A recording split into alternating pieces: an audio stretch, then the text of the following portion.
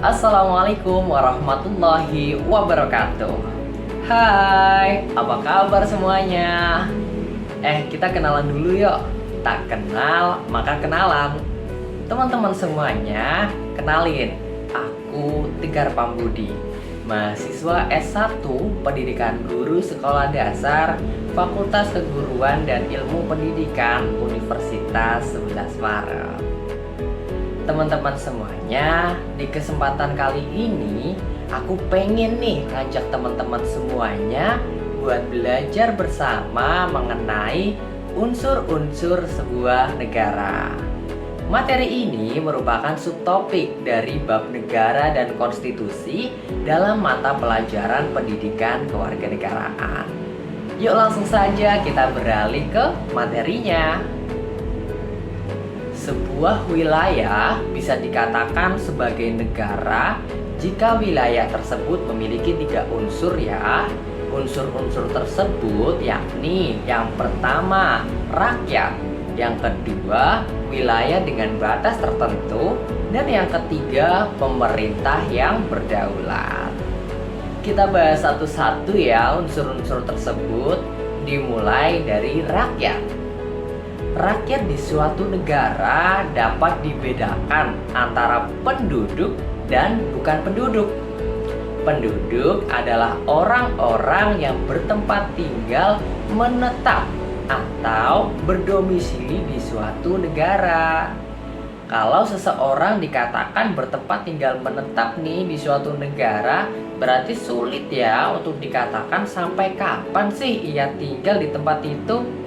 Nah, sedangkan yang bukan penduduk adalah orang-orang yang bertempat tinggal di suatu negara hanya untuk sementara waktu dan bukan dalam maksud untuk menetap.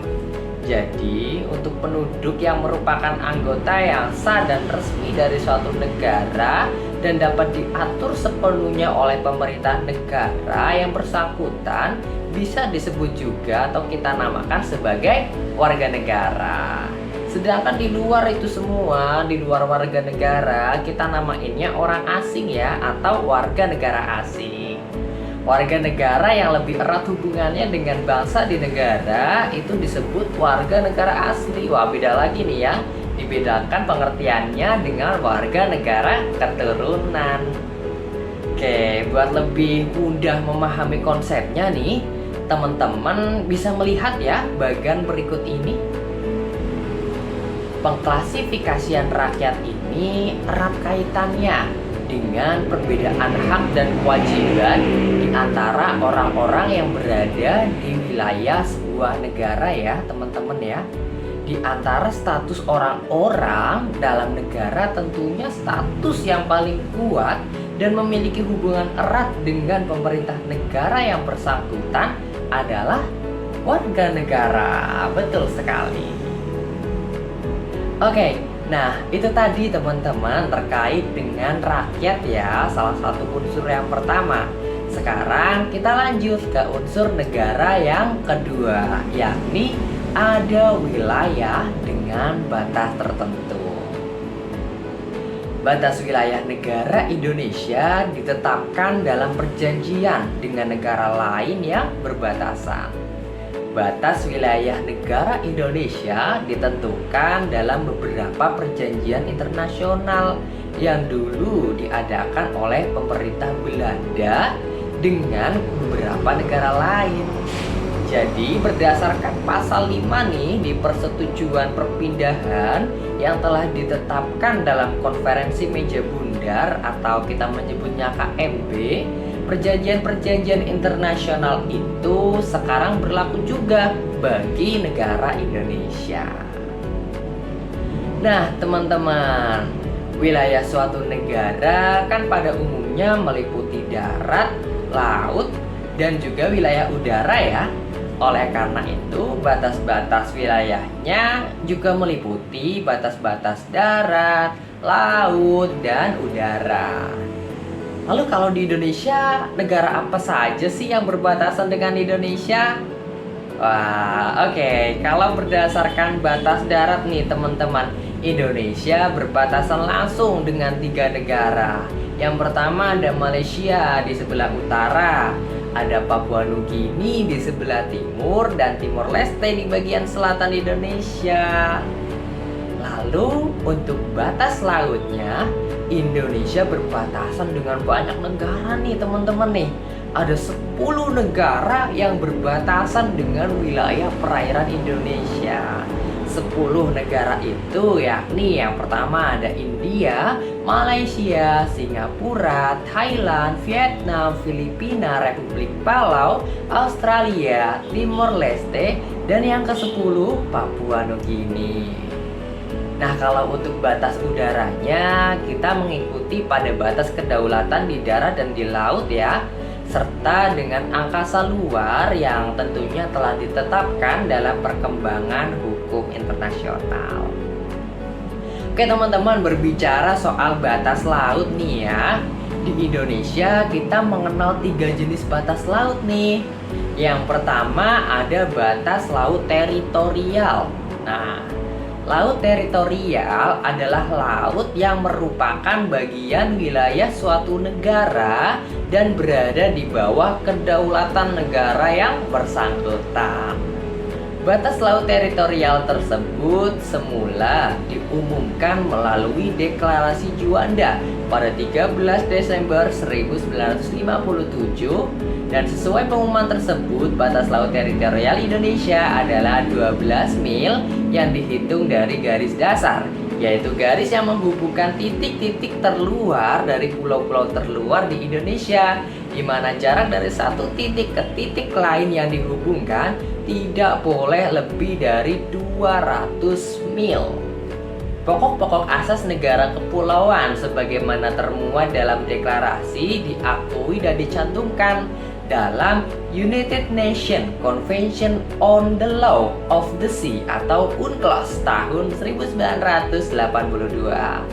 Indonesia meratifikasi UNCLOS 1982 melalui UU Nomor 17 tahun 1985 pada tanggal 31 Desember 1985.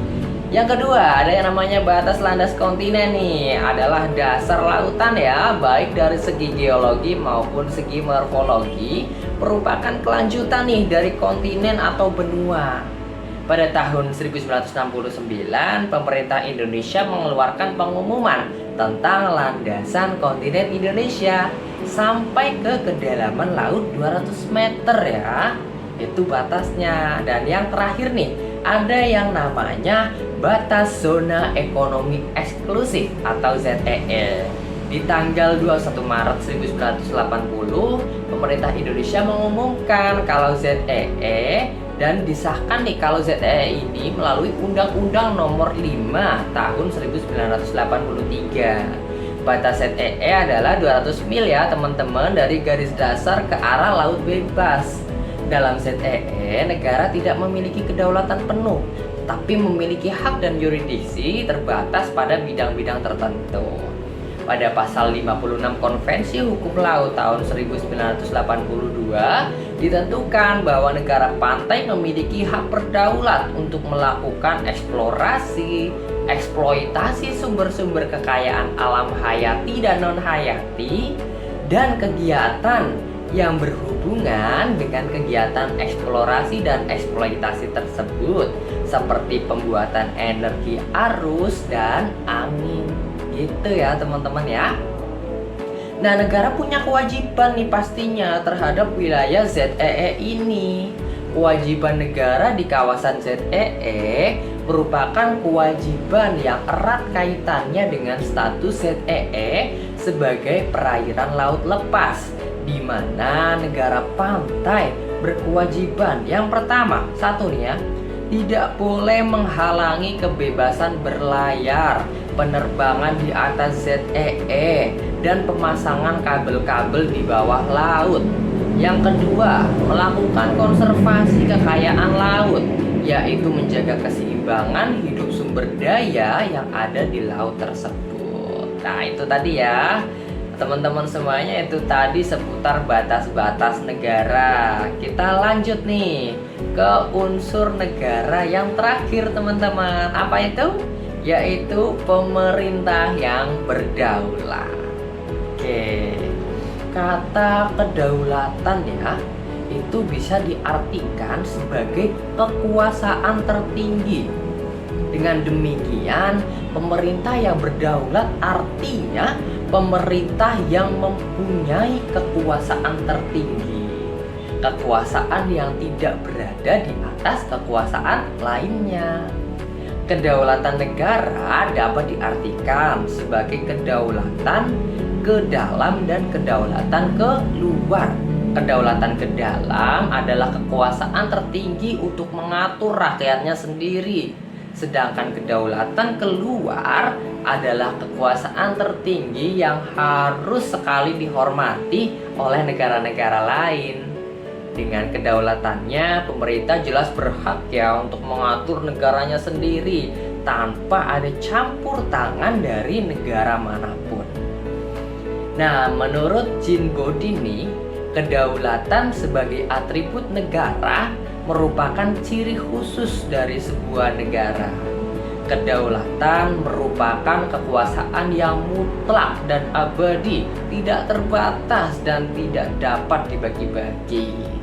Menurutnya tidak ada kekuasaan lain yang lebih tinggi yang dapat membatasi kekuasaan negara. Kedaulatan membawakan sifat-sifat diantaranya yang pertama, asli, dalam arti tidak diturunkan dari kekuasaan yang lain. Yang kedua, tertinggi, dalam arti tidak ada kekuasaan lain yang lebih tinggi yang dapat membatasi kedaulatan negara. Yang ketiga, abadi atau kekal, dalam arti keberadaannya tetap. Dan yang keempat, tidak dapat dibagi, dalam arti hanya ada satu kekuasaan tertinggi saja dalam sebuah negara. Kalau dengan ungkapan lain ya, ada yang mengatakan bahwa kedaulatan itu membawakan sifat permanen, asli, tidak dapat dibagi-bagi, dan tidak terbatas. Nah, teman-teman semuanya, itu tadi 3 unsur dari sebuah negara. Jika sebuah negara tidak memiliki salah satu atau semua unsur itu, maka negara itu nggak bisa ya dikatakan sebagai sebuah negara yang berdaulat, teman-teman. Oke, setuju? Nggak terasa ya teman-teman, akhirnya kita sudah sampai nih di akhir sesi belajar bersama ini. Aku harap teman-teman bisa memahami ya apa yang sudah kita pelajari bareng-bareng tadi. Buat teman-teman yang mungkin masih bingung, masih belum paham, atau ada nih pengetahuan lain yang teman-teman ketahui seputar materi tadi kita, bisa ya teman-teman tuliskan di kolom komentar di bawah ini. Oke teman-teman, aku tunggu komentar kalian. Oke, sepertinya cukup sampai di sini ya pembahasan kita kali ini. Sampai bertemu di kesempatan lain lagi. Aku Tegar Pambudi pamit undur diri. Stay curious and happy. Wassalamualaikum warahmatullahi wabarakatuh.